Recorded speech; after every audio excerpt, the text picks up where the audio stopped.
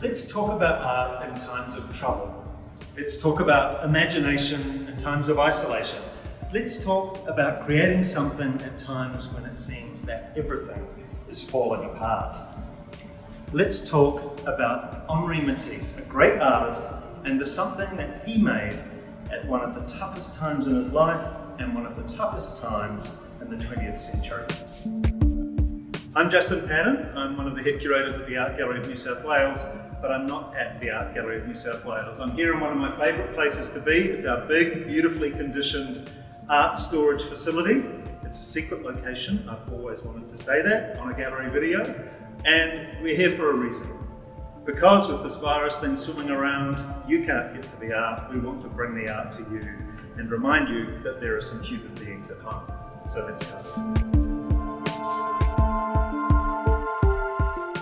So this is our artist. This is Henri Matisse. He's a prince among painters. He's a modern master. He's the artist who unleashes colour at the start of the 20th century.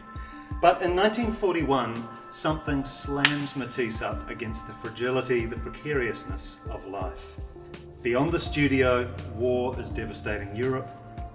Within Matisse's world, he's fighting his own battle. With duodenal cancer, there's an operation, he's 6 months in bed, he almost dies. And as he lies there, Matisse, in pain, imagines a dark room with no windows. And he thinks to himself, life is better than this. And when he emerges into something amazing, one of the great late flowerings of creativity known by any artist. And this work, Jazz, the artist's book, is one of the first products of that late flowering. So Matisse is bedbound, he's convalescing, he's in a kind of self-isolation. Imagine how frustrating not to be able to make art in the way that you used to. But great artists are great improvisers. They turn limits into something liberating. What does Matisse do? He takes a big pair of tailor's scissors, he takes coloured sheets of paper, and he starts to carve into colour to create the late great works called the cutouts, the works on which this artist's book Jazz is based. And what songful, vibrant, undimmed colour there is in these works. Those reds and yellows, those purples and blues. But for all their optimism, this is a work that holds darker notes. So these are images of the circus, and they seem so happy and energetic and jubilant at first.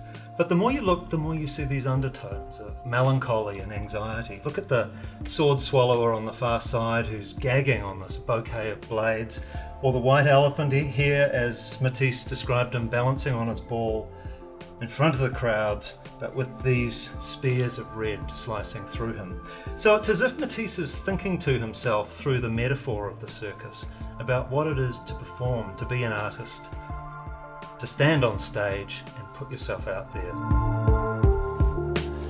So when I look at this very famous image of Icarus falling from the sky with that pulse of red in his chest, I think of Matisse. His own body had just been pierced for his operation. And I also think of the war outside the studio, of airmen falling from the sky, and the fact that those beautiful stars were also said to be bomb bursts. But the ominousness, the anxiety, is profoundly countered by the colour, the vibrancy of these works. So let's end with the trapeze artists on the far side, those two wriggly yellow forms, the nets below them, the crowd is around them. They're flying towards each other. There's one thing left for them to do. They need to catch each other.